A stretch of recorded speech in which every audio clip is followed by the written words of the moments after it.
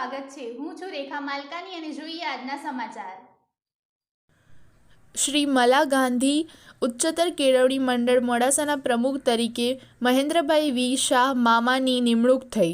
શ્રી મલા ગાંધી ઉચ્ચતર કેળવણી મંડળ મોડાસા અરવલ્લી અને સમગ્ર ઉત્તર ગુજરાતમાં પોતાનું આગવું શૈક્ષણિક મહત્વ ધરાવે છે અને 16 ઉપરાંત સંસ્થાઓનો સફળ વહીવટ કરે છે।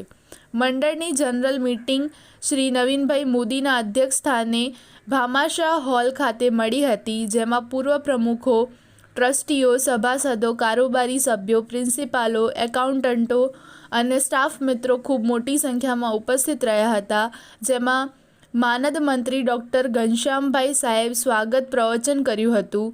અધ્યક્ષ શ્રી નવીનભાઈ મોદીએ પોતાના 25 વર્ષના યોગદાનને વાગોળ્યો હતો અને પોતાના જીવનના 75 વર્ષ, 50 વર્ષ સુધી વકીલાતનો વ્યવસાય અને 50 વર્ષના મધુર લગ્ન જીવન સાથે 25 વર્ષ કોલેજ કેળવણી મંડળની સેવાઓ અને સફળ પ્રમુખ તરીકે કાર્ય કરતા સૌ સભાજનોએ સ્ટેન્ડિંગ ઓવેશન આપી તાળીઓથી ગડગડાટથી તેમને બિરદાવ્યા હતા। સમગ્ર અરવલ્લી પંથકમાં સિનિયર એડવોકેટ તરીકે પ્રખ્યાત અને સતત 3 ટર્મથી પ્રમુખ પદ શોભાવતા સફળ પ્રમુખ શ્રી નવીનભાઈ મોદીએ નિવૃત્તિ જાહેર કરતા નવા પ્રમુખ તરીકે મંડળમાં વર્ષોથી સેવાઓ આપતા મહેન્દ્રભાઈ વી શાહ મામાની સર્વાનુમતે નવનિયુક્ત પ્રમુખ તરીકે વરણી કરવામાં આવી હતી।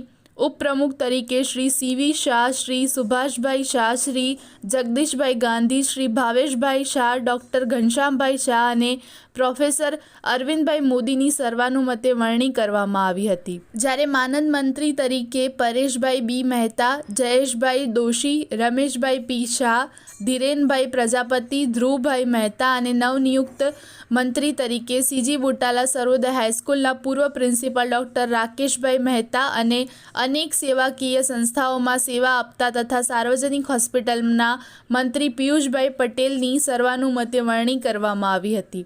નવા વરણાયેલા પ્રમુખ શ્રી મહેન્દ્રભાઈ વી શાહ મામાએ પોતાના પ્રવચનમાં 3 વર્ષ દરમિયાન મંડળ અને સંલગ્ન સંસ્થાઓ સહયોગી બનીને કામ કરે, પૂરતો સહકાર આપે અને ગુણવત્તાનો ઉચ્ચતમ તબક્કો હાંસલ કરે તેવી અપીલ કરી હતી।